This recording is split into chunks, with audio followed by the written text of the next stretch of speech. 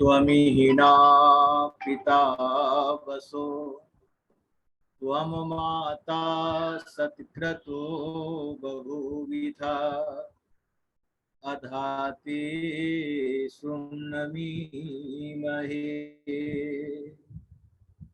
ॐ कुर्वन्नेवेह कर्माणि जिजीविषेशतं समा एवं त्वयि नान्यथेस्तोस्ति न कर्म लिप्यते नरे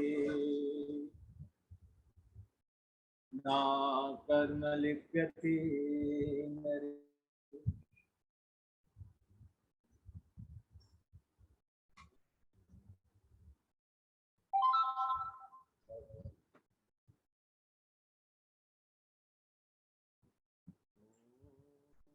शांति शांति।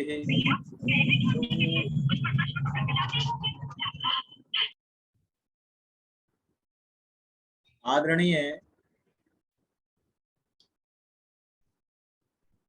श्री लखन जी, इस कार्यक्रम के संयोजक महानुभाव, श्रद्धा सत्कार व सम्मान की योग्य श्रोता वृंद, सर्वप्रथम मैं आपसे क्षमा प्रार्थी हूँ। ध्यान में मैं उपस्थित था तो समय का अतिक्रमण हुआ।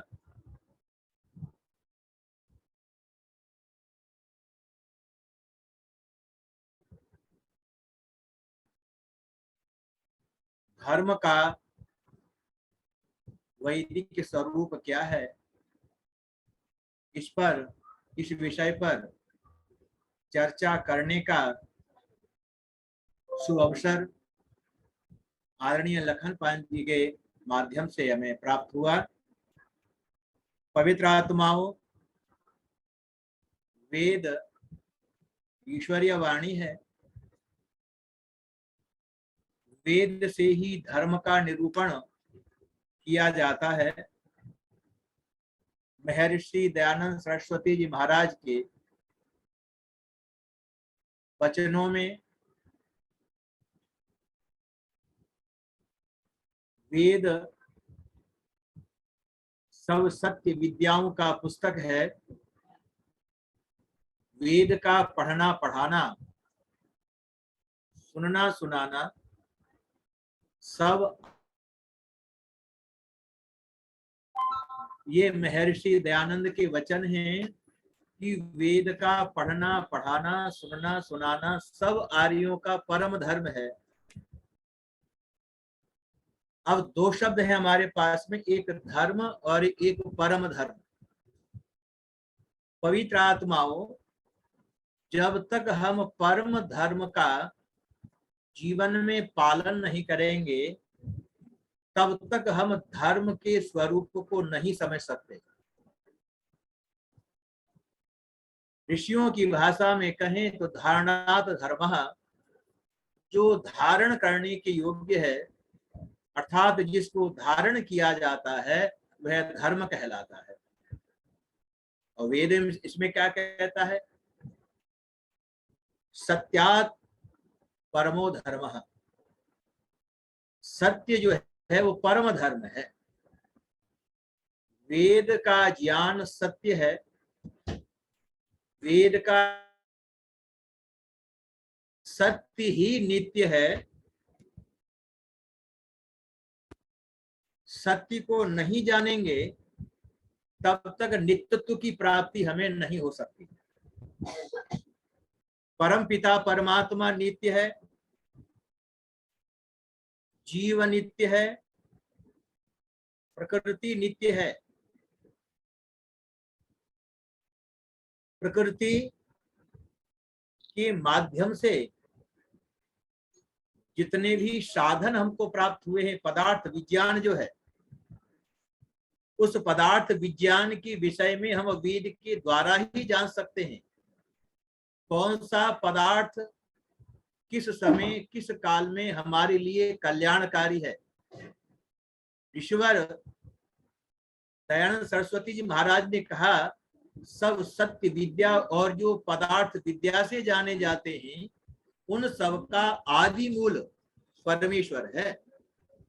पवित्र आत्माओं के द्वारा परमपिता परमात्मा सृष्टि की रचना करता है, उसी नित्य धर्म का पालन करना मनुष्य मात्र का कर्तव्य है। और ईश्वर दर्शन शास्त्र में और अच्छा निरूपण करते हैं। अभ्युदय निश्रेय सिद्धि सधर्म। अभ्युदय अर्थात अहलौकिक और पारलौकिक सांसारिक धर्म का जो परिपालन है, वह धर्म जो है वो पारलौकिकता को प्राप्त कराता है, अर्थात मुक्ति के लिए। मनुष्य जीवन में रहने वाली आत्मा ही मुक्ति की अधिकारी है। धर्म जो है, जो सत्य धर्म है, वह मनुष्य मात्र को कराने का अधिकार प्रदान करता है। तो इससे यह पता चला सत्य ही धर्म है, असत्य अधर्म है। और विचार करेंगे थोड़ा सा। अभ्युदय जो है, हमें इस सत्य ज्ञान के द्वारा, ज्ञान को जब हम सत्कर्म में प्रयुक्त करते हैं, यज्ञादि जो कृत्य हैं वो सत्य है। ज्ञान सत्य है, यजन सत्य है, और याज्ञिक क्रियाओं को जीवन में अपनाते हुए, याज्ञिक क्रियाओं को जीवन में अपनाते हुए जब हम जीवन शैली को जब प्राप्त करते हैं, तब हमारे अंदर एक भाव पैदा होता है, जिस भाव का नाम है इदन्नमम। यह मेरा नहीं है, फिर किसका है? वेद आज्ञा देता है, ईशावास्य इदम सर्वम, ईशावास्य इदम सर्वम। यह जगत में जो भी कुछ दृश्यमान है और अदृश्य है,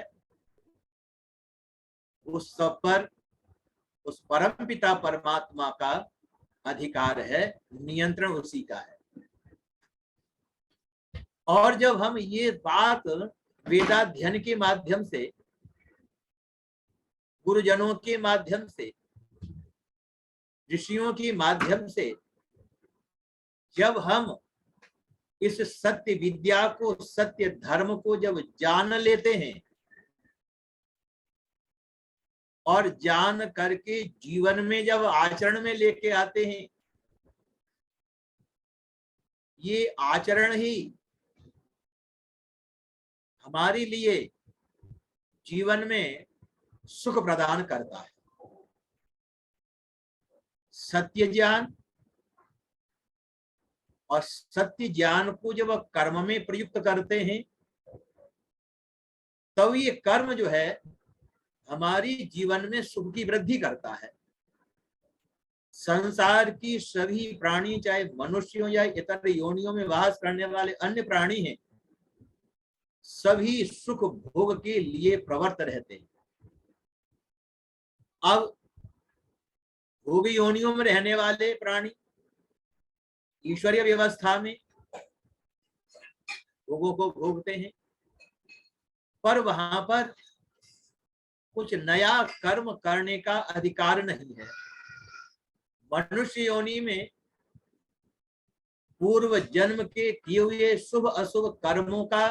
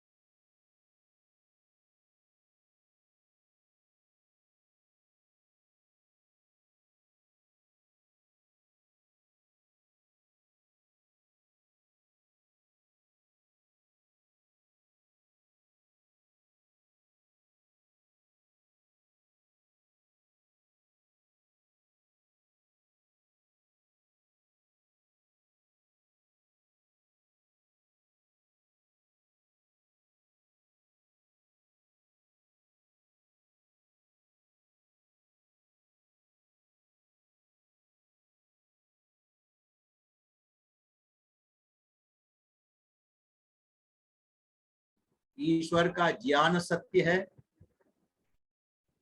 तो जो सत्य ज्ञान को प्राप्त कर लेते हैं, इसलिए वेद का पढ़ना पढ़ाना, सुनना सुनाना पवित्र आत्माओं ये परम धर्म है।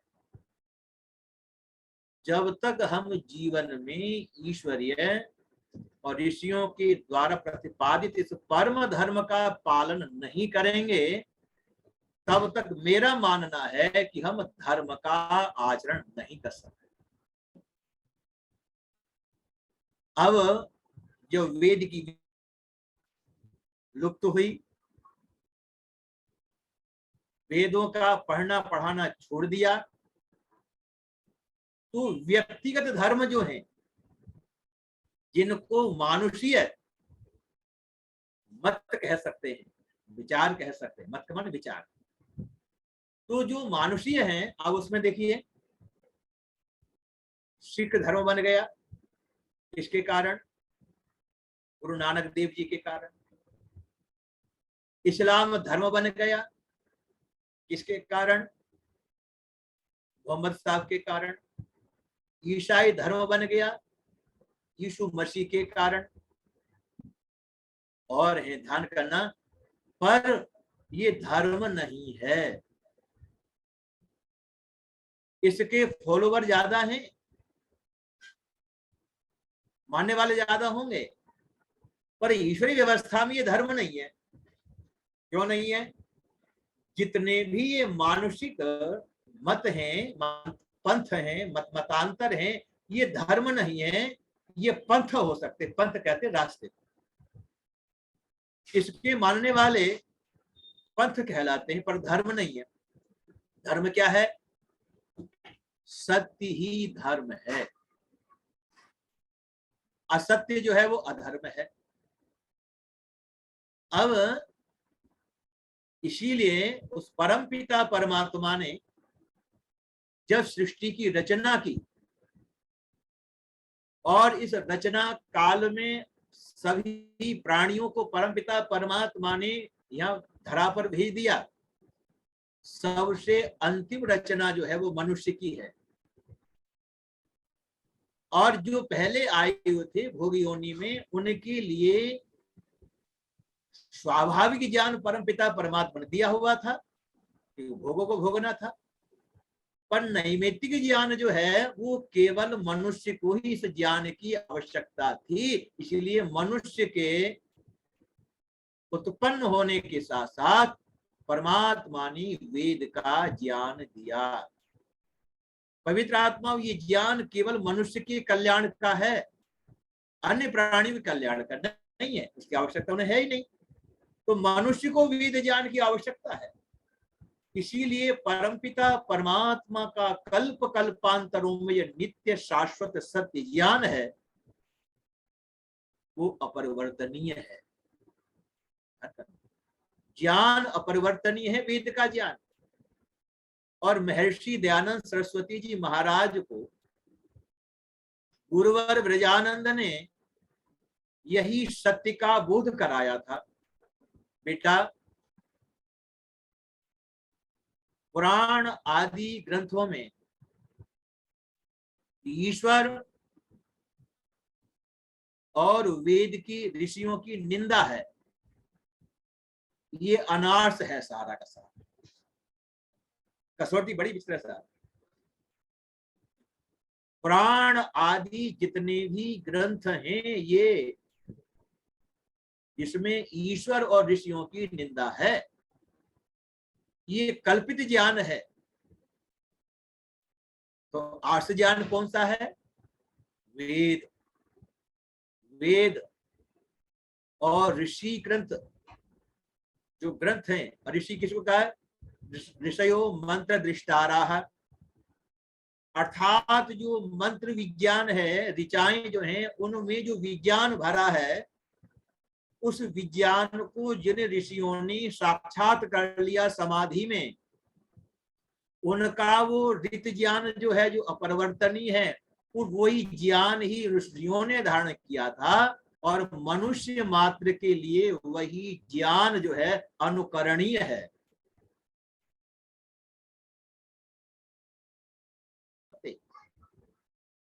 सत्य का सभी को साक्षात्कार नहीं हो पाता, इसीलिए हमें अनुवर्तन करना होगा।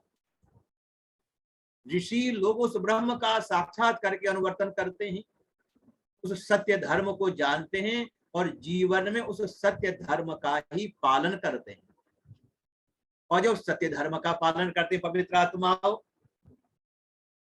और सत्य का जब आत्मा साक्षात्कार कर लेता है, प्रकृति सत्य है जिसको तत्व विज्ञान कहते हैं, आत्मा सत्य है अपने स्वरूप को जान लेता है, ब्रह्म सत्य है अर्थात मुक्ति को प्राप्त कर लेता है।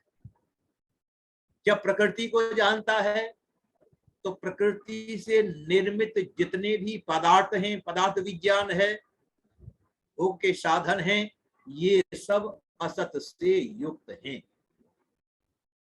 ये मूलतः कार्य को छोड़ करके सब अपने अपने कारण में लय हो जाएंगे। तो जो कारण है वो क्या है? मूल प्रकृति। तो ये सारे कार्य जब मूल प्रकृति में जब लय हो जाएंगे, तब जो पदार्थ विज्ञान है, जो अन्य ज्ञान है, वो सारा प्राय कैसे में चला जाएगा? प्रकृति में। तो ये व्यवस्था किसके आधार पर होगी? परम पिता परमात्मा के आधार पर। अब विचार करना, जब कोई साधक, कोई योगी, कोई ऋषि, कोई उपासक जब इस तत्व विज्ञान को जब समझ लेता है, तो कहता है ये प्रकृति का चित्रण है, ये सत्य धर्म में ध्यान करना। और जब इस सत्य धर्म को जब जान लेता है, अब इसमें से दो चीजें हैं, तमोगुण और रजोगुण।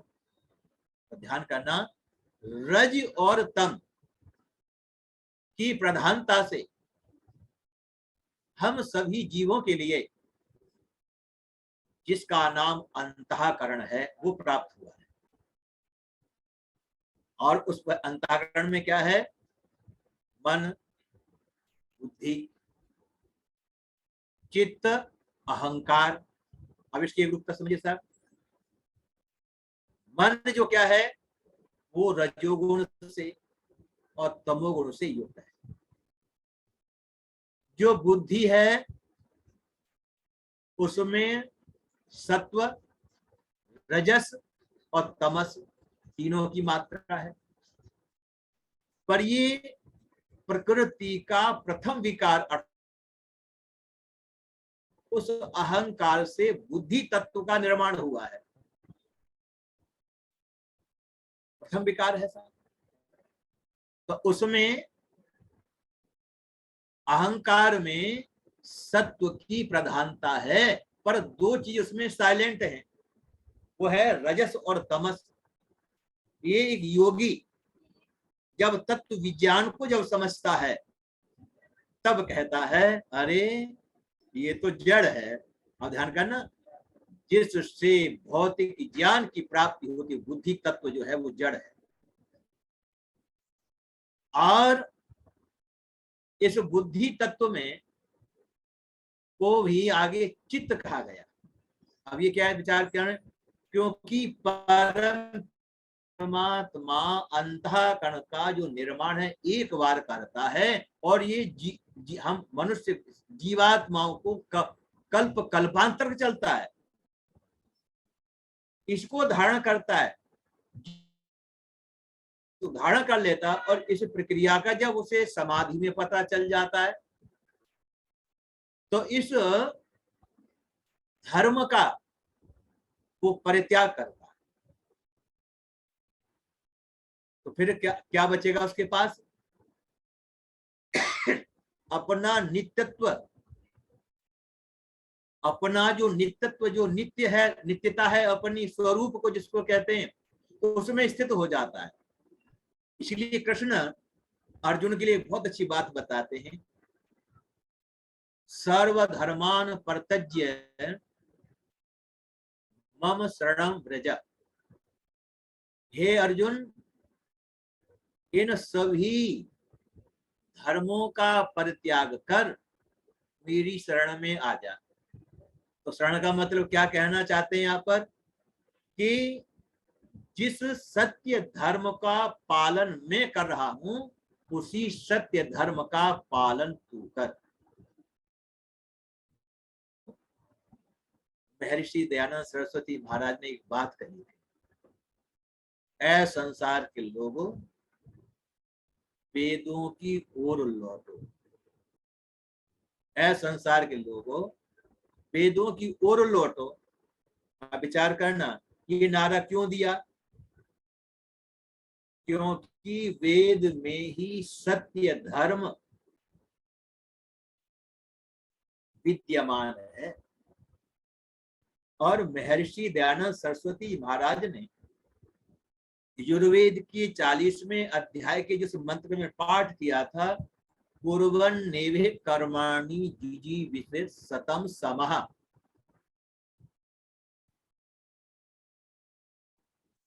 कर्माणि बहुवचन है, कर्मों को करते हुए, जिजीवेत जीने की इच्छा करो, सतम माने 100 वर्ष तक की इच्छा करो कर्मों को करते हुए। प्रश्न पैदा हो गया कौन से कर्म करते हुए? तो ऋषि क्या आप यजुर्वेद भाष्य उठा करके देख लीजिएगा। इसी लिखते हैं भावार्थ में, वेदोक्त जिन कर्मों को करने के लिए वेद आज्ञा देता है, कहते हैं वेदोक्त। और ऋषि का दूसरा शब्द है सत्योक्त। वेद में जो आज्ञा है वही सत्य है। और ऋषि आगे कहते हैं वेदोक्त सत्योक्त, आगे शब्द प्रयोग किया है धर्मोक्त। अर्थात वेद ने मनुष्य मात्र के लिए इस धर्म का पालन करने के लिए आज्ञा दी है। उन्हीं कर्मों को करते हुए 100 वर्ष तक जीने की इच्छा करो। और आगे क्या सुंदर बात कह दिया, न कर्म लिप्यते नरे। अरे इन सत्योक्त वेदोक्त धर्मोक्त कर्मों में प्रवर्तित तो रहो।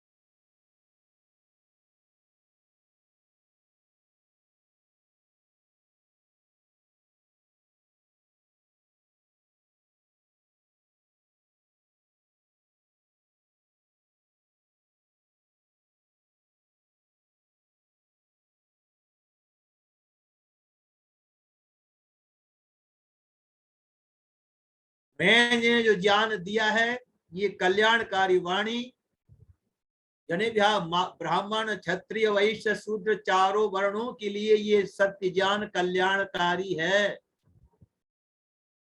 और पवित्र आत्माओं, जब तक इस वेद विज्ञान को धराधाम पर ब्राह्मण क्षत्रिय वैश्य और शूद्र जन चारों वर्णों में जब तक ये वेद विज्ञान स्थापित रहा,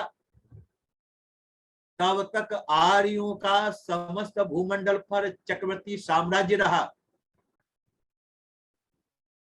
वेद का ज्ञान ही हमें निरंतर पुरुषार्थ करने के लिए प्रेरित दे। इसलिए कहा आयुर्यज्ञेन कल्पन्ताम, यजुर्वेद में आया था आयुर्यज्ञेन कल्पताम, आयु लंबी चाहते हो तो यज्ञ करो। अब यज्ञ दो प्रकार का है, एक पदार्थ यज्ञ है, एक ज्ञान यज्ञ है। ज्ञान यज्ञ को ही तप यज्ञ कहते हैं।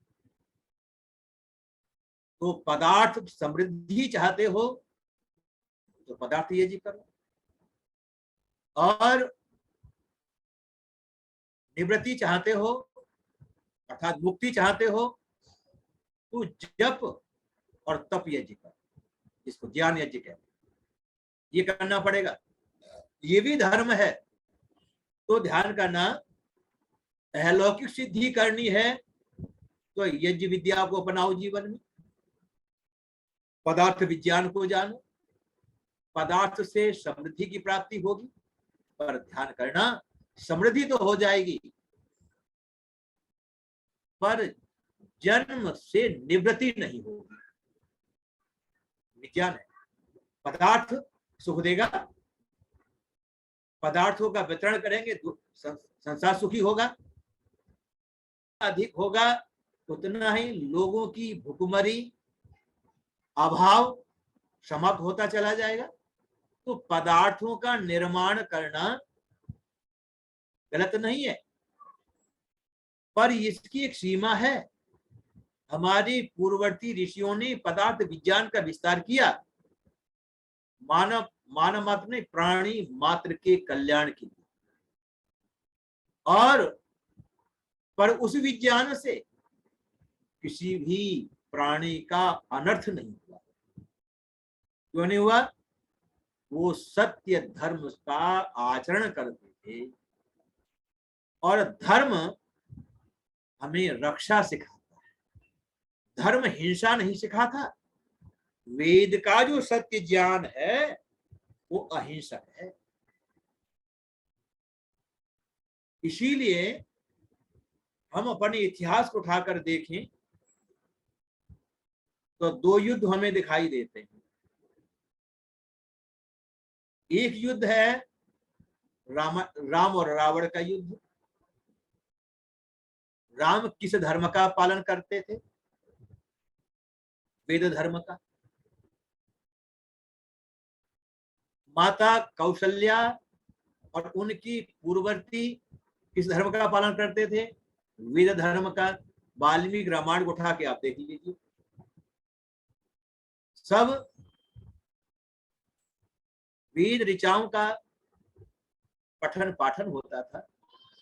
यज्ञ की सुगंधी प्रति घर के अंदर हुआ करती थी। प्रभात की बेला यज्ञ की सुगंधी से सुरभित हो जाया करती थी। सभी वेद धर्म में, रघुवंश में कालिदास लिखते हैं, आर्य लोग जिस समय में जो कार्य करना होता था, जो निर्धारण करते थे, अर्थात समय का अतिक्रमण नहीं किया करते थे, और बाल्यकाल अवस्था से ही धर्म अभ्युदय की सिद्धि के लिए, अर्थात अध्यात्म और भौतिक बात दोनों का बच्चों के जीवन में ये संस्कार माता पिता और आचार्य लोग डाला करते थे। तो ब्राह्मण ब्रह्मवेत्ता हुआ करते थे, क्षत्रिय महापराक्रमी हुआ करते थे, वैश्यजन सबका भरण पोषण का व्यवस्था किया करते थे, और शूद्र जो है तीनों वर्णों की सेवा करके धर्म का आचरण करते हुए पवित्र आत्माओं यह लौकिक सिद्धि किया करते थे। ब्राह्मण और क्षत्रिय दोनों ऋषित्व पद को प्राप्त हुआ कर,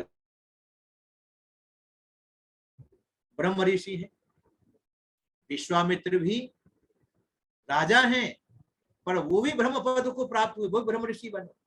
किसके द्वारा? तपश्चर्या के द्वारा। तो ध्यान करना, ये दोनों ब्रह्मज्ञानी हुआ करते थे। तो ये कारण क्या था?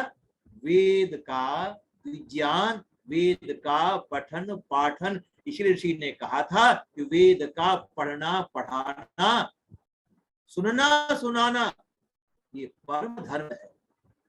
आज दुर्भाग्य इस बात का है कि हम ऋषि के इस महान वाक्य को अपने जीवन में चरितार्थ नहीं कर पाते। किसके कारण? मैं एक बात कहा करता हूँ प्रवचन में, खासकर वेद के प्रति उदासीनता का भाव, वेद के प्रति अर्थात विद्या के सत्य विद्या के प्रति उदासीनता के भाव के कारण, आलस्य के प्रमाद के कारण हम इस परम धर्म का पालन नहीं कर सकते। अब विडंबना तो इस चीज की है, जिनमें कुछ संभावनाएं नहीं है वो सुनते भी हैं। मेरी ये आंतरिक पीड़ा है कि हम वेदों की वेदता तो बने, पर हमने अपने बच्चों को वेद की विज्ञान से युक्त नहीं किया। इतने विद्वान हैं जो बड़े बड़े मंचों में बैठ करके लक्ष्यधार भाषा में बहुत अच्छी प्रवंचना किया करते हैं। शब्द पकड़ना सा, प्रवंचना मैं कह रहा हूँ, प्रवचन नहीं कह रहा। उनके घर में उनके बच्चे शाश्वत वेद विज्ञान को नहीं जानते। अब विचार करना, एक लोकोक्ति है सब जगत में, दीप तले अंधेरा। अरे जिस पथ पर चल करके आपने भौतिक समृद्धि प्राप्त की है, क्या उस मार्ग पर चल करके आपके बच्चों का विकास नहीं हो सकता? आप क्या उदाहरण देंगे? ध्यान करना, कहीं ना कहीं ऋषि की आत्मा दुखी होती होगी। जिन आर्यों के लिए, जिन अपने अमृत पुत्रों के लिए मैंने एक बार नहीं गुरु की आज्ञा का पालन प्रत्युष वेद धर्म की रक्षा के लिए असंख्य बार गरल किया, पर ध्यान करना पवित्र आत्माओं, हमने उस ऋषि के लिए क्या दे पाए? हम तो उस ऋषि की एक बात भी अपने जीवन में धारण नहीं कर सकते। तो क्या रह गया? सुनना सुनाना रहे। पंडित शोभाराम प्रेमी मेरठ के, अब तो हमारे बीच में नहीं है, उन्हें रचना की थी, सुनते रहे हम सुनाते रहे, सुनते रहे तुम सुनाते रहे हम, सुनने सुनाने के दिन जा चुके हैं। तो फिर क्या करना है? सुनो भी सुनाओ भी, पढ़ो भी पढ़ाओ भी, और जो पढ़ा है सुना है उसको धर्म अर्थात धारण कर लीजिए जीवन में। और जिसने भी धारण किया, मैं यथार्थ कहता हूं, जिसने भी जीवन में सत्य धर्म को पालन कर लिया, पवित्र आत्माओं, परम तत्व को प्राप्त कर। इसलिए ऋषि कहते हैं अभ्युदय निश्चय सिद्धि सा धर्म, अर्थात अहलौकिक सिद्धि हो जाए, हम धन और ऐश्वर्य के स्वामी बन जाएं, और समय आने पर उस धन का, उस ऐश्वर्य का धर्म के लिए न्यौछावर कर, ना कर्म लिप्यते नरे, उस ऐश्वर्य में आसक्त न हो जाएं, क्योंकि हमें रोकना है क्या? निश्रेय सिद्धि सधर्म, अर्थात हमें मुक्ति पद को प्राप्त करना है। इसलिए ब्रह्मचर्य, गृहस्थ, वानप्रस्थ और संन्यास। अब विचार करना साहब, यदि मेरी 100 वर्ष की आयु है तो 25 वर्ष मेरी विद्या की प्राप्ति में निकल, 25 वर्ष ही केवल सांसारिक सुख ऐश्वर्य का भोग करने का अधिकार है, केवल 25 वर्ष। तो गृहस्थ पहुंचे तो 50 हो गए। उसके बाद क्या कहते हैं, अब इससे निवृत्त हो जाओ। तो क्या करो, अब तपस्वी बनो, जप करो और तप करो। जप और तप के द्वारा किधर चलो, अब शिक्षक बनो, अर्थात जीवन में जो विद्या प्राप्त की थी, गृहस्थ में जिस सुख को विज्ञान पूर्वक भोगा था, अब तुम्हारे पास अनुभव है। अनुभूत सिद्ध ज्ञान वानप्रस्थी तप करते हुए, इंद्रियों पर शासन करते हुए जब गृहस्थियों को उपदेश करते थे, उनकी संतति को निःशुल्क भाव से शिक्षा प्रदान करते थे और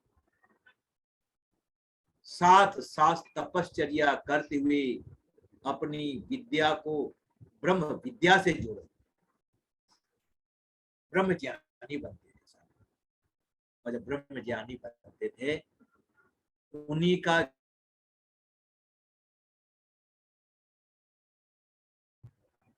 अश्वनी मास, ठीक है।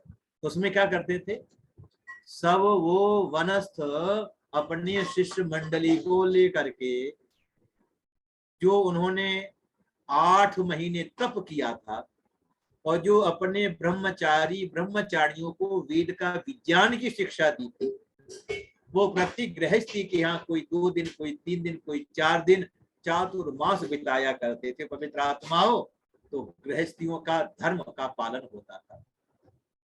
जो विकृति 8 महीने में आ जाती तो विकृतियां, तो ऋषि जन, योगी जन जब गृहस्थियों के बीच में रहते थे, ब्रह्म यज्ञ करते थे, ब्रह्म उपासना करते थे और सभी का निरीक्षण करते थे और सत्य मार्ग का दिग्दर्शन कराते थे घर में रहकर। तो क्या हुआ, बाल, युवा और वृद्ध जन,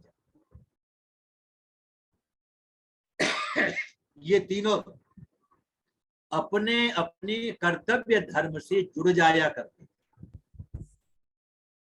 भाई उस कर्तव्य धर्म का जब पालन करते थे पवित्र आत्माओं, तब ये धरा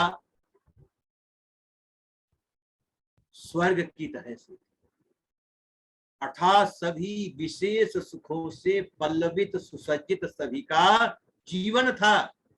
सभी अपने अपने धर्म में विचरण किया करते थे, कोई किसी के धर्म का अतिक्रमण नहीं किया करता था। देखा, दैविक भौतिक दैविक राम राज्य नहीं काहू व्यापा, अर्थात राम के राज्य में आदि दैविक, आदि भौतिक, आध्यात्मिक तीनों प्रकार के दुखों की निवृत्ति हुआ करती थी। क्यों, सभी अपने अपने कर्तव्य धर्म में विचरण किया करते थे। तो वेद में आज्ञा देता है पवित्र आत्माओं, वेद का ज्ञान ही सत्य ज्ञान है, वेद ही धर्म का निरूपण करता है और उस वेद धर्म का जो भी पालन करेगा जीवन में, कोई भी सही, वही धर्मात्मा कहलाएगा। और उसका आचरण जब उसकी संतति करती है, तो वो अपने अनुव्रतः पितु पुत्रो मात्र भवतु सम्मना जाया पत्ते मधुवती वाचम वदतो शांतिवाम। उस गृहस्थ में सुख भी होगा, उस गृहस्थ में समृद्धि भी होगी, उस गृहस्थ में शांति का वातावरण होगा। और जहाँ शांति की स्थापना होती है, वहीं ईश्वर की उपासना होती है। और जहाँ शांति नहीं है, जहाँ धर्माचरण नहीं है, वह ईश्वर की उपासना संभव नहीं है। पवित्र आत्माओं, इसी के साथ जहां तक मैं समझ पाया, मैंने वेद के स्वाध्याय, गुरुजनों के चिंतन मनन के द्वारा वो आपके समक्ष प्रस्तुत किया। मैं पुनः आदरणीय भ्राता जी, मैं पुनः क्षमा प्रार्थी हूँ। कोई बात मैं नहीं, ध्यान में बैठ कोई बात नहीं, कोई बात लग गया, ये समय का अतिक्रमण हुआ जो 15-20 मिनट में आपके समक्ष नहीं हो सका उपस्थित। कोई बात नहीं, आप बाद में आ गए, आप आ गए। धन्यवाद। वो शांति ही शांति ही शांति ही हो। बहुत बहुत आभार आचार्य शिव नारायण जी। और मैं निवेदन करूंगा आप सभी से, डॉक्टर कपिल देव जी दिल्ली, डॉक्टर कपिल देव शर्मा जी। और मैं आपको बता दूं कल से 27, 28, 29 3 दिन लगातार आप doctor Rakesh Kumar ji R advocate, जो हमारे किया बुक में जिनकी पुस्तकें दर्ज हो चुकी हैं, इतिहास के अनछुए पहलुओं पर 3 दिन लगातार चर्चा होगी। आप सभी लोग ज्यादा से ज्यादा संख्या में जुड़ें, अपने मित्रों को जोड़ें। आचार्य शिव नारायण जी का बहुत बहुत आभार। और फिर कभी जब मौका मिलेगा तो आपको जरूर हम लोग सुनेंगे। डॉक्टर कपिल देव शर्मा जी आइए।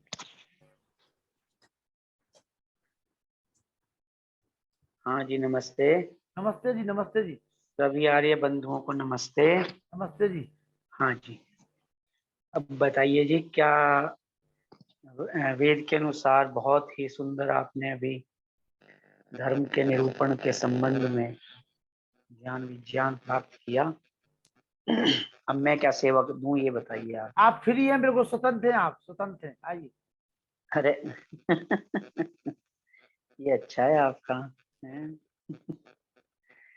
जी,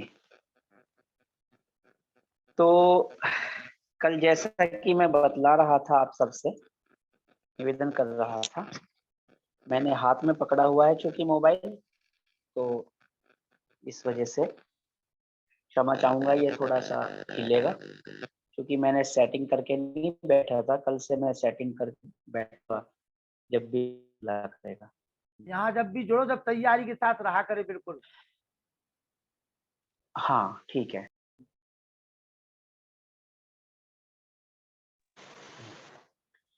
तो मेरे भाइयों और बहनों, परम पिता परमेश्वर ने हमें वेद वाणी रूपी अलंकार से सुभूषित किया है।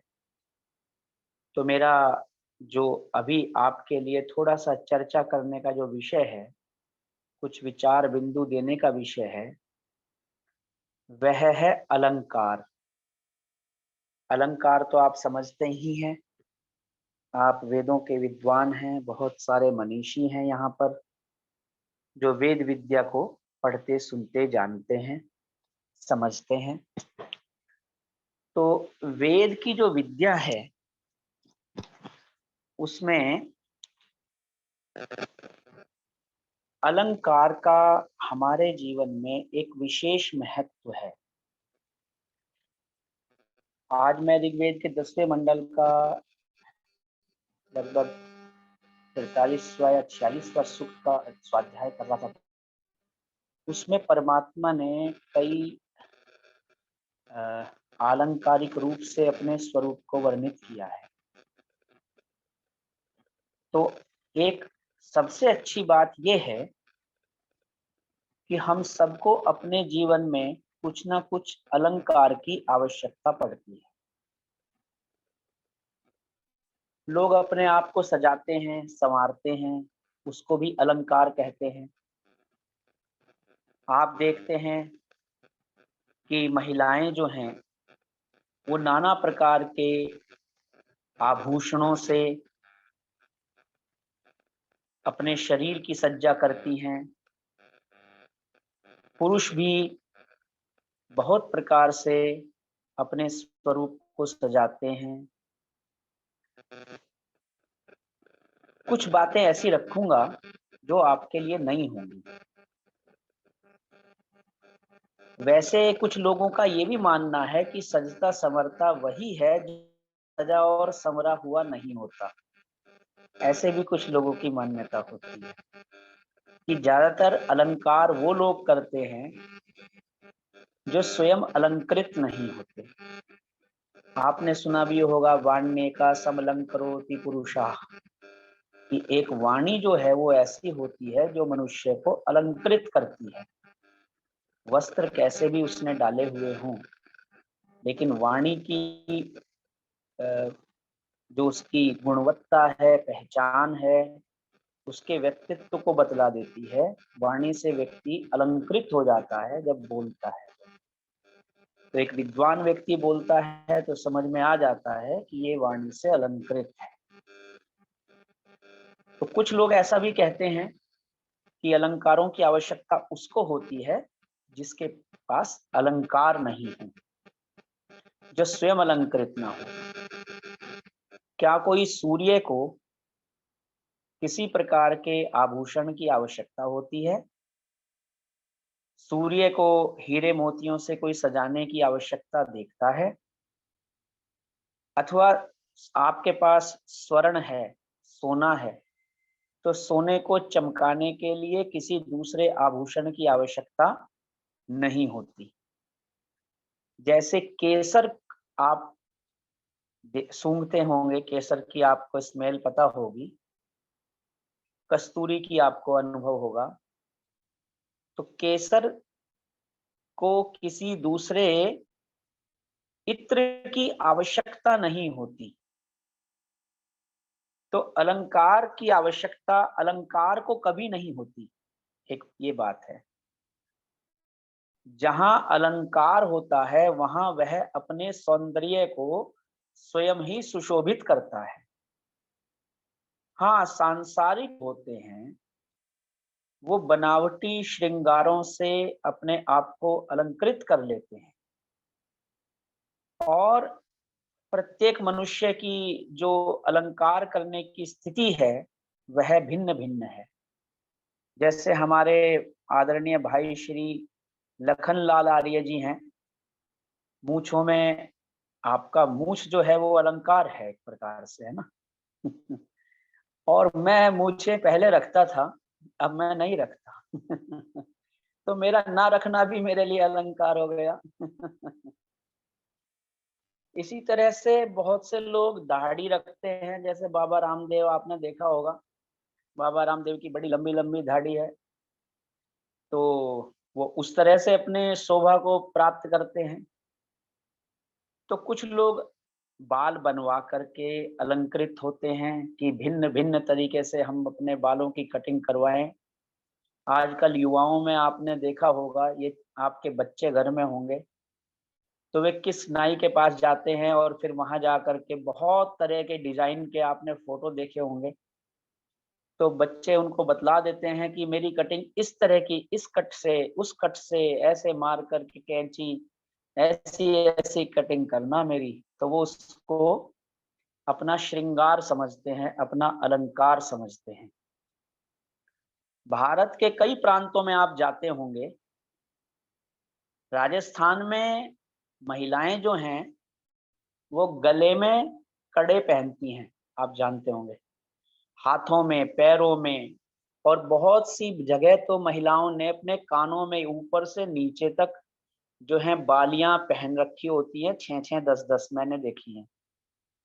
तो वो चांदी के कड़े पैरों में भी पहनते हैं, हाथों में भी पहनती हैं महिलाएं भी, पुरुष भी पहनते हैं कई जगह पर।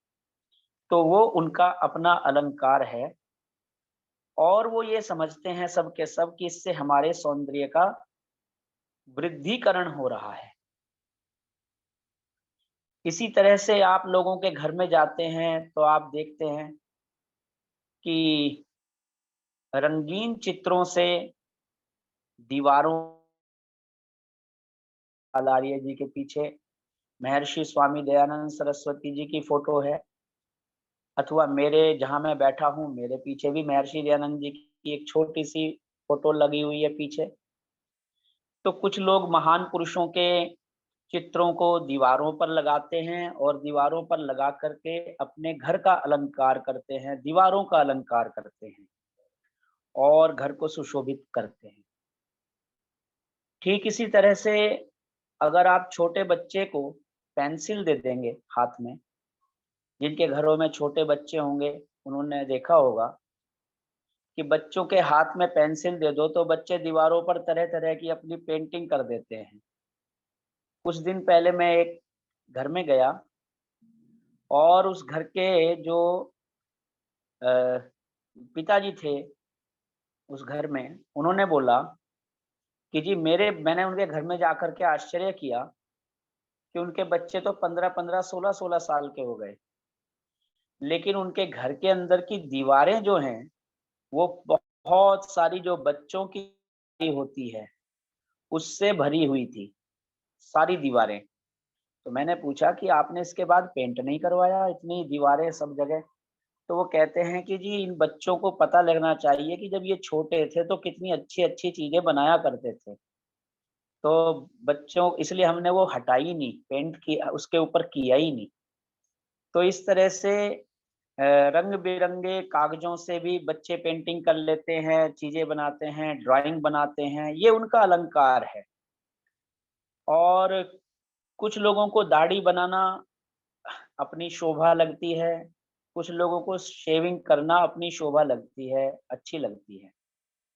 सबकी मूँछों को रखने का स्टाइल भी अलग-अलग है, उससे भी वे अपने आप को अलंकृत मानते हैं। चश्मा पहनते हैं, उससे भी अपने आप को अलंकृत मानते हैं। तो मनुष्य वास्तव में जब अलंकार करता है, तो एक तो इसलिए करता है कि मेरा सौंदर्य बहुत अच्छा हो, मैं सुंदर दिखूँ सबको। लेकिन कुछ लोगों को वही सुंदरता अजीब भी लग सकती है। वो सुंदरता की आलोचना भी कर सकते हैं कि ये कैसा बंदा है, जो ऐसी ऐसे बन करके निकल रहा है। तो मनुष्य अपनी प्रकृति के अनुसार, प्रचलित अवस्थाओं के अनुसार भिन्न-भिन्न प्रकार के अलंकार और सजावट करते हैं। और अब आने वाले समय में दीपावली भी आ रही है, आपने अपने घर की साफ-सफाई करेंगे और अधिक हर त्योहार पर एक अलग तरह की सजावट भी करेंगे। वो भी आपके घर का अलंकार होता है। तो मनुष्य अपनी संतुष्टि के अनुसार ही सजता-संवरता है। अब ये संसार अलंकार किस लिए करता है, इस विषय पर मैं विचार रख रहा हूँ। ये संसार जिससे प्रेम करता है, उस अपने प्यारे को रिझाने के लिए अलंकार करता है।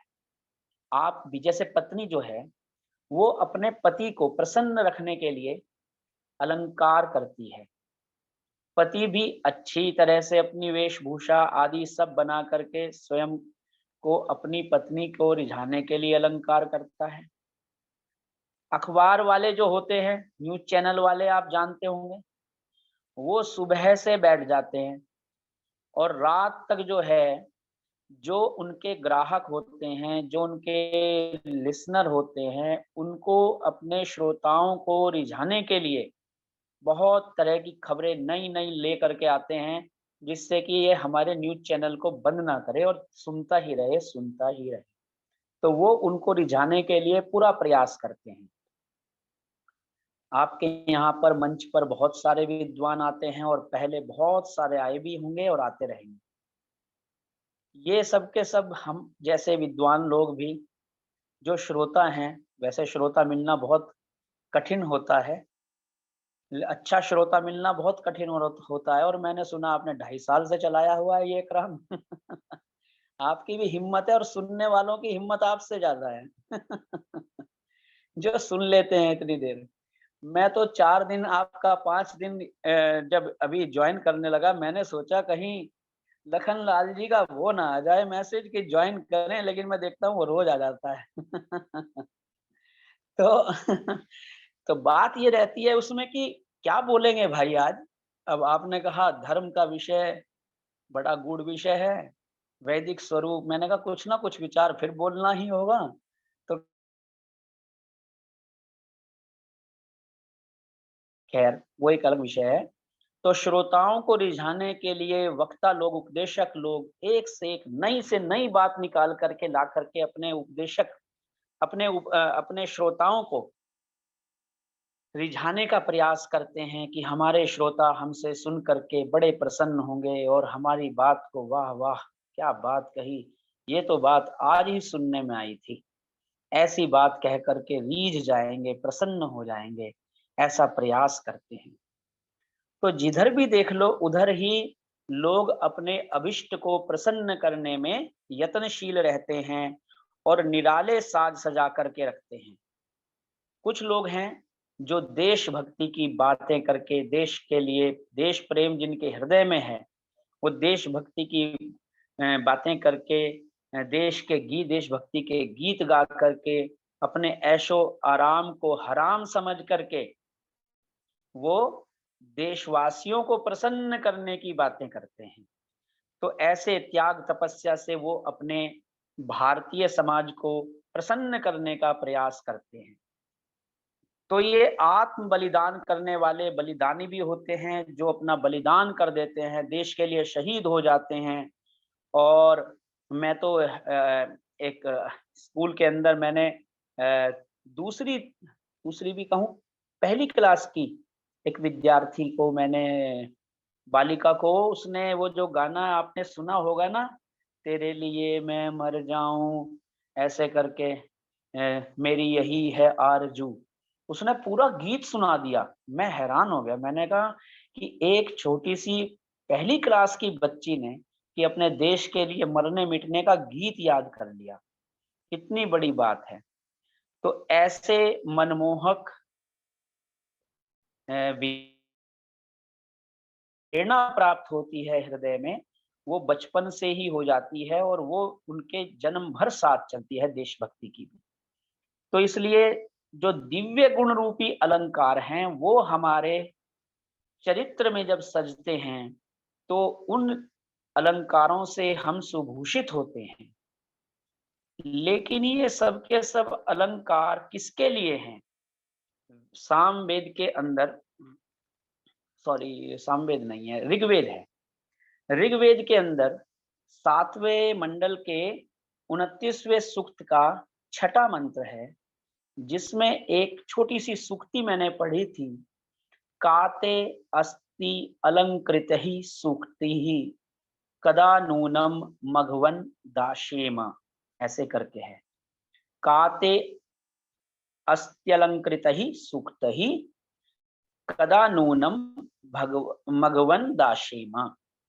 तो भगवान को वहां पर कहा मघवन, हे परमात्मा आप मघवा हो। मघवा कहते हैं जो सब प्रकार से परिपूर्ण है और पूर्ण सुख देने वाला परमात्मा है। तो यहाँ पर उसको, परमात्मा को प्रसन्न करने के लिए भक्त कहता है कि काते अस्तै लंकृत ही सुक्त ही, कि हे परमात्मा संसार अपने प्रियों को रिझाने के लिए दिन रात प्रयत्नशील है, लेकिन आप मुझे स्वयं बता दीजिए कि मैं ऐसा कौन सा अलंकार करूं। अब देखो वहां पर एक बहुत अच्छी बात आई, कौन सा अलंकार करूं जिससे कि आप मुझसे प्रसन्न हो जाएंगे और मैं अपना समर्पण आपको कर दूंगा और पूर्ण समर्पण आपको कर दूंगा। तो एक शब्द आया है सुक्त ही। ऐसा कौन सा सुक्त है? सुक्त तो आप समझ ही गए, आपने तो वेद मंत्रों में 20,000 से ऊपर के तो मंत्र दिए हुए हैं आपने। ऐसा कौन करके, सुना करके हम आपको प्रसन्न कर सकते हैं? तो वास्तव में ऐसा सुक्त यह पवित्र अंतःकरण को पवित्र करने वाली वेदवाणी ही है। और उसके सारे ही सुक्त जो ईश्वर भक्ति परक हैं, उनको यदि हम ईश्वर के लिए गाएं तो हमारा जीवन शुभ गुणों से, दिव्य गुणों से अलंकृत हो जाएगा। और अलंकृत होने पर फिर हमें बाह्य आडंबरों की आवश्यकता नहीं पड़ेगी और हमारा चित्त स्वस्थ प्रसन्न होकर के शुभ गुणों से सुभूषित होगा। इसलिए हम अपने अंतःकरण को भी सजाएं परमात्मा के लिए और शरीर को सजाएं देशभक्ति के लिए और अपने स्वरूप को भी सुंदर रखें, स्वस्थ अच्छे कपड़े पहने और अपने जीवन को शुभ कर्मों में प्रवृत्त रखें। इन्हीं शब्दों के साथ वाणी को विराम। आप सबका हृदय से धन्यवाद, सबको प्रणाम, नमस्ते। बहुत बहुत आभार डॉक्टर व्यासनंदन शास्त्री जी। डॉक्टर व्यासनंदन शास्त्री जी आइए। बहुत यात्रा की आपने, आई जी जी। जी। ओम अग्निमीडे पुरोहितं यज्ञस्य देव मृत्युजं होतारं रत्नधातमं। ओम शांति शांति शांति। बिहार राज्य आर्य प्रतिनिधि सभा के अंतर्गत चल रहे आर्य कन्या माध्यमिक उच्च विद्यालय में एक नवीन यज्ञशाला का उद्घाटन कार्यक्रम था, जिसमें सिक्किम के महामहिम राज्यपाल माननीय श्री गंगा प्रसाद जी का आगमन हुआ था और वे स्वयं उस यज्ञशाला का उद्घाटन करके यजमानत्व निर्वहन किया और इस दृश्य यज्ञ की पूरी व्यवस्था करने के बाद फिर प्रवचन कार्यक्रम भी आयोजित हुए। फिर वहां से जल्दी 6:30 बजे निकल पड़ा और 2.5 घंटे की यात्रा करते हुए पुनः अपने स्थल पर पहुंचा। और पुनः आपने मुझे समय दिया है, इसके लिए बहुत बहुत धन्यवाद है। सचमुच यह कार्यक्रम अत्यंत महत्वपूर्ण और धर्मरागियों के लिए विशेष लाभकर है। अभी आचार्य शिव नारायण जी जो दिल्ली से, उन्होंने धर्म के वैदिक स्वरूप पर प्रवचन किए और उसके पश्चात अलंकार के महत्व पर और ईश्वर के जो विशेष गुण हैं जिसके द्वारा वो संपूर्ण मनुष्यों को अपना विशेष वरदान दे रहा है, जिस कारण वह मघवा शब्द से प्रयुक्त है, मघवन, ऐसा वेदों में वर्णित हुआ, जिसकी चर्चा अभी आचार्य कपिल देव शर्मा जी कर रहे थे।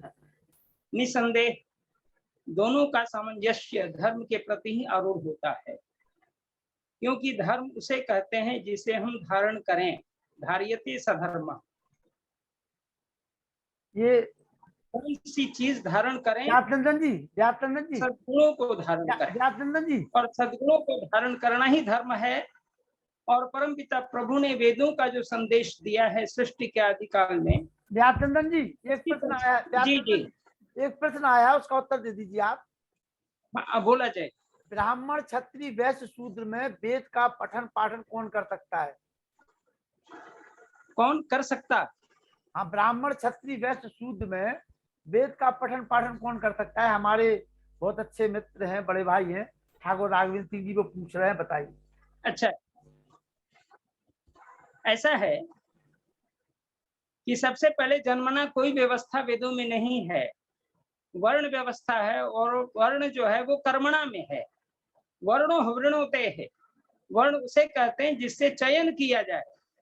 तो मनुष्य ने जो जीवन धारण किया है अपने गुण कर्मों के आधार पर, परमात्मा के द्वारा जो व्यवस्था उन्हें मिली है उसके अनुसार, और उनके माता पिता संसार जिस प्रकार से मिलता है उसके अनुसार वो वर्ण को धारण कर लेता है। जो ज्ञानी विद्वान माता पिता के घर में पैदा होते हैं, बच्चे से संस्कार उसमें आने लगते हैं, और उनके माता पिता अपने बच्चों को भी संस्कारित करके उसे सद्गुणों का खान बनाने की कोशिश करते हैं। वह ब्रह्मवेत्ता हो जाए, ब्रह्मज्ञानी हो जाए, वेदों के पठन पाठन में रुचि ले, ऐसे व्यक्ति ब्राह्मण वर्ण के हो जाते हैं।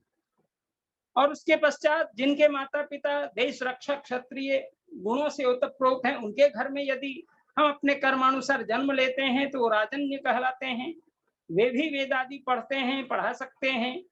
और उसके अलावे जो वैश्य हैं वो भी ब्रह्मज्ञानी हो, विद्वान हो, और साथ ही साथ भरण पोषण की पूर्ण कला उन्हें प्राप्त होनी चाहिए। उन्हें भी वेद पढ़ने का पूर्ण अधिकार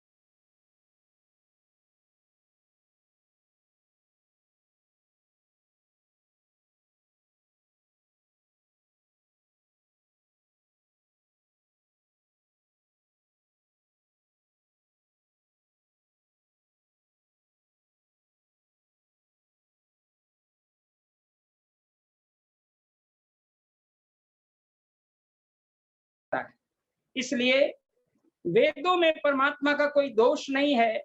परमात्मा इन समस्त दोषों से अलग होकर के सबके कल्याण के लिए वेदों का सृष्टि के आदिकाल में रचन करता है और ऋषियों के माध्यम से प्रचारित करके अब तक सुरक्षित किया हुआ है। इसलिए हमारा दायित्व है कि हम अपने विवेक को कितना अधिक बढ़ावें। अभी प्रोफेसर वेद प्रकाश शर्मा जी बोल रहे थे, मैं उस समय गाड़ी में यात्रा कर रहा था, उन्होंने कहा था कि गायत्री मंत्र और ओम का उच्चारण करता हुआ व्यक्ति निसंदेह महान बन जाता है, योगनिष्ठ हो जाता है। तो ये तो सबको अधिकार मिला, परमात्मा ने सबको दिया, जिह्वा दी, वाणी दिया, आंख दिया, कान दिया। हाँ, एक समय था कि बड़ा प्रतिबंध लोगों ने लगा रखा था, उसको तो महर्षि दयानंद सरस्वती ने 17 बार जहर पी करके उनको समाप्त कर दिया है। आज यूनिवर्सिटी के अंदर सभी वर्ग के लोग वेद पढ़ते हैं, हम लोग पढ़ाते हैं, कहीं कोई इसमें भेद नहीं रखा गया है। लेकिन आज भी कुछ लोग ऐसे होते हैं कि पता नहीं हमको वेद पढ़ाएंगे कि नहीं पढ़ाएंगे। कुछ ऐसे वर्ग से ऐसे लोग आते हैं, लेकिन उनको भी पूरे सम्मान के साथ हम लोग वेद और यज्ञ करा करके उनको विधिवत ब्राह्मणत्व की प्राप्ति कराने के लिए उद्यत रहते हैं। इसलिए आज भी ब्रह्मवेत्ता विद्वान हर वर्ण से पैदा हो जाता है, हर कुल से आता है, पैदा अपने वर्ण के अनुसार हो जाता है। इसलिए और उनका सम्मान समाज उसी रूप में देता है। आवश्यकता है, एक समय था जिसके बारे में महर्षि स्वामी दयानंद ने कहा है, स्त्री शूद्रोणाधियाताम, ऐसी चर्चा थी। लेकिन महर्षि देव दयानंद जी महाराज ने 1869 में काशी शास्त्रार्थ में इस विषय को उठाया जिसका कोई उत्तर नहीं दे सका। उस समय महर्षि देव दयानंद जी महाराज ने संस्कृत में उद्बोधन करने की पूर्ण सामर्थ्य रखते ही थे। उसमें संस्कृत में ललकारा था विद्वानों को, वहां के तथाकथित विद्वानों को, और कहा, अरे वंचकाः पंडित वर्याः दर्शयता दर्शयता वेदे कुत्र लिखितम स्त्री शूद्रोणाधियाताम। कोई भी काशी का ब्राह्मण जो पंडित अपने को समझते थे नहीं आ सके। और उस समय ईश्वरी नारायण सिंह जो उस शास्त्रार्थ का अध्यक्ष बन करके निर्णय देने के लिए आतुर थे, उनको भी सोचना पड़ा कि हमारे काशी के पंडित वेदों के ज्ञान को लगता है नहीं रख पाए, इसलिए उनको सम्मान मिला। वो चाहते थे कि उनको ये दिया जाए। इसलिए इतना ही मुझे कहना है कि सब लोगों को वेद पढ़ने का अधिकार है। हाँ, अपने सामर्थ्य को जगाएं, गायत्री मंत्र ओम का उच्चारण करते हुए नित्य धर्मादि कार्य को सेवन करते हुए आगे बढ़ें, कोई प्रतिबंध नहीं है। आप आगे बढ़ें और धर्म का आचरण करते हुए वेद का स्वाध्याय करके ब्राह्मणत्व की प्राप्ति करें। ब्राह्मण बने योग्यता अनुसार, क्षत्रिय बने योग्यता अनुसार, वैश्य बने योग्यता अनुसार। और जो सेवा कर्म है वो भी बड़ा महान है, वो सब नहीं कर सकता, इसलिए उसमें भी यदि आपने समय दिया है तो निस्संदेह वह भी उत्तम है। वेद के अंदर तो इस प्रकार का एक मंत्र ही आता है, ब्राह्मण से मुखमासे बाहु राजन्य कृता उरु तद्भ्यांग यदवैश्यः पद्भ्यागुं शूद्रो अजायत। इस मंत्र पर यदि विचार करेंगे, उसमें अजायत शब्द जो है केवल शूद्र के लिए प्रयुक्त हुआ है, लेकिन उसमें अलग अलग विशेषण दिए गए हैं और अलग अलग क्रियापद दिया गया है, जिसमें कहा गया ब्राह्मण से मुखम आसीत। ब्राह्मण जो है मुख था, आसित मैंने यहाँ पर था अगर लौकिक संस्कृति दृष्टि देखा जाए, और राजन्य जो है कृता है, वैसा उन्होंने अपने कर्म को किया, राजन्य बन गए। और उसके बाद वैश्य के लिए भी, लेकिन अजायत शब्द का प्रयोग केवल शूद्र में आता है। इसी भाव को लेकर लगता है अत्रि ऋषि ने कुछ ऐसा शब्द कह दिया था, जिसको कह दिया कि जन्म ना जाए ते शूद्र संस्कार द्विज उच्चते। निसंदेह हम सभी जन्म से एक जैसा जन्मते हैं, लेकिन माता पिता के संस्कार और अपने कर्तव्य के बल पर हम महान बन जाते हैं। और परमात्मा ने कहीं कोई पक्षपात नहीं किया है, सबको आगे बढ़ करके अपने जीवन को ऊंचा उठाने का पूर्ण सामर्थ्य दिया हुआ है। बुद्धि विवेक को जगाइए। वेद में हर प्रकार के ऐसे उत्तम व्यवहार दिए गए हैं, कहीं कोई प्रतिबंध नहीं है। आर्य समाज इसी के लिए तो है। इन्हीं शब्दों के साथ आज मैं अपनी वाणी को यहीं पर विराम देता हूँ, और आपने मुझे समय दिया इसके लिए बहुत बहुत धन्यवाद। बहुत बहुत आभार डॉक्टर व्यासचंद्र शास्त्री जी और ठाकुर राघवेंद्र सिंह सिमरिया जी। अगर कोई प्रश्न आपका हो तो चैट बॉक्स में ले सकते हैं, या माइक खोल कर सामने आ जाइए, पूछ लीजिए आप अपना कोई भी। जी धन्यवाद, बहुत बहुत आप संतुष्ट हुए। मैं समय हो चुका है, मैं निवेदन करूंगा वेद प्रकाश शर्मा जी से, नाती पोतों को बुला लें आप, और कल युद्धवीर जी बढ़िया कार्यक्रम है। सम्मानित इतिहास के अनछुए पहलू डॉक्टर राकेश कुमार जी, जिन्होंने 64 किताबें लिखी है, 65वीं किताब उनकी प्रकाशित आ चुकी है। तो इंडिया बुक ऑफ रिकॉर्ड में उनकी पुस्तकें दर्ज हैं और इतिहासकार, बहुत महान इतिहासकार हैं। 3 दिन लगातार इतिहास के अनछुए पहलुओं पर आप लोग सुनेंगे उनको। आइए वेद प्रकाश शर्मा जी, शांति पाठ। शांति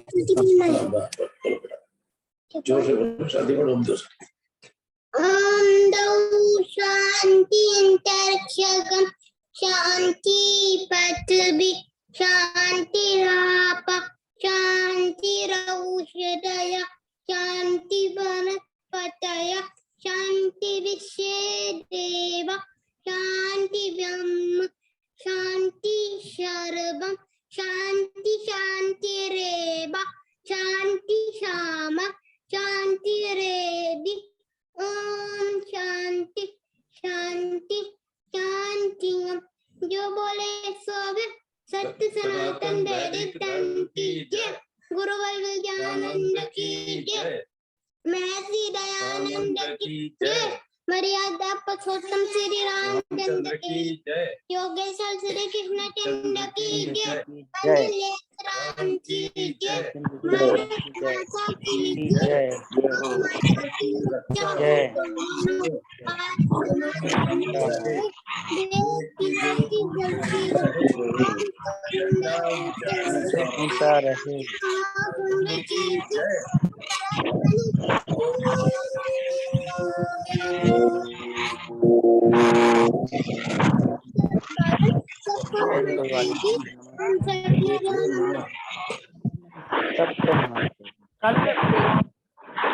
राकेश कुमार जी को आप लोग सुनिए ज्यादा से ज्यादा संख्या में।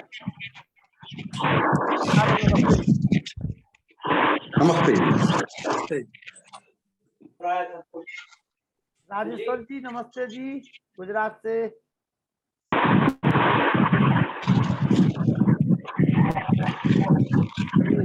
शिवरात्रि नमस्ते।